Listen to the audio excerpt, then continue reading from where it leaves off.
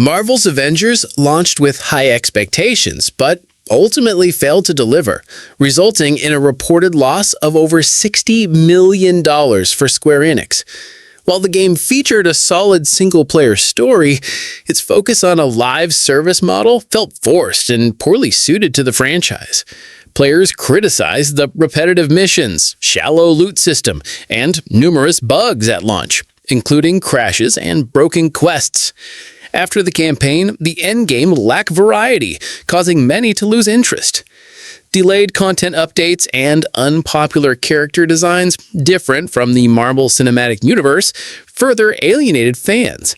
These issues combined to turn a promising title into a commercial disappointment. Suicide Squad: Kill the Justice League, Rocksteady's live service follow-up to the Arkham series, was widely considered a flop upon release. Despite a 7-year development cycle and a high budget, the game sold only 1 million copies, far below the 4 million target.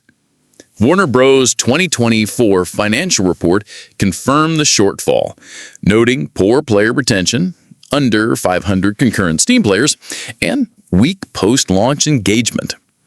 Fans criticized the repetitive missions, shallow gameplay, and intrusive microtransactions. The live service model failed to compete with free titles like Apex Legends. Combined with negative reception, technical issues, and low demand for seasonal content, the game became a financial and strategic misfire for Warner Bros. Gaming division. Star Wars Outlaws, released by Ubisoft in 2024, launched with high expectations but was largely considered a flop. With an estimated $100 to $200 million development and marketing budget, the game significantly underperformed, selling only around 1 million copies instead of the 5 million needed to break even. Developed by Massive Entertainment, the game reused typical Ubisoft open-world formulas, featuring repetitive side quests and collection tasks that felt out of place in the Star Wars universe. Technical issues and bugs further harmed the player experience. The story and main character, Kay Vess, were seen as forgettable compared to deeper narratives in previous Star Wars games. The high price and overhyped marketing left many disappointed by the lack of innovation and polish. Redfall, developed by Arcane Studios Austin and published by Bethesda Softworks in 2023, launched with high expectations but became a major disappointment. Known for immersive single-player games, Arcane shifted to a co-op looter-shooter model that didn't suit their strengths, causing a clear identity crisis. The game suffered from numerous bugs, poor AI, performance issues, and a lackluster open world. Missions were repetitive, and the vampire hunting theme couldn't mask shallow gameplay. Xbox's Phil Spencer acknowledged creative problems post-launch. Additionally, Redfall's Day 1 release on Game Pass hurt direct sales.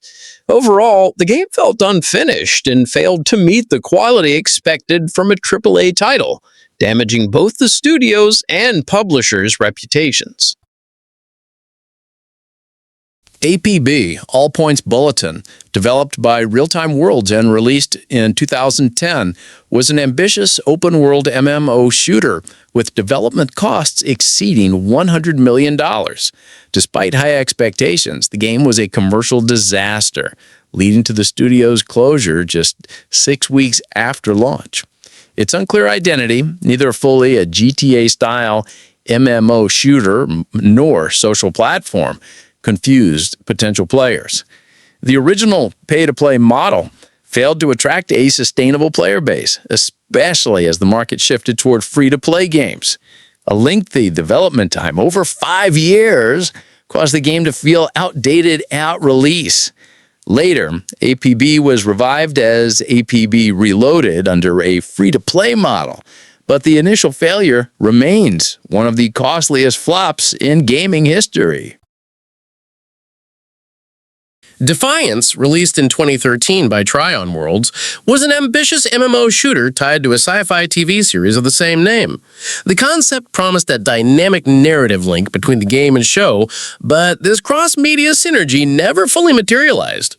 The TV series received lukewarm reviews and lasted only 3 seasons, while the game suffered from repetitive missions and a lack of compelling post-launch content. The cost of developing and marketing such an ambitious project was high, and the game failed to attract a large enough player base to justify the investment. Technical issues and competition from more polished MMO shooters like Destiny contributed to its commercial failure. Concord became one of the biggest flops in gaming history, with its servers shut down just 14 days after launch and full support canceled by Sony. Despite an 8-year development cycle and a reported $200 million budget, the game sold only 25,000 copies and peaked at just 697 concurrent players on Steam. Competing in a market filled with free hero shooters like Overwatch, its $40 price tag discouraged players. While technically stable, the game lacked originality and compelling mechanics. Sony's overconfidence and failure to address early warning signs contributed to the disaster. Firewalk Studios' closure marked the final blow, sealing Concord's status as a massive financial and reputational failure. Star Citizen, in development since 2012, is often cited as one of gaming's biggest flops. Despite raising over $800 million through crowdfunding, both its multiplayer modules and single-player campaign, Squadron 42, remain unreleased. Players criticized the project for endless delays, unfulfilled promises, and limited content in its playable alpha.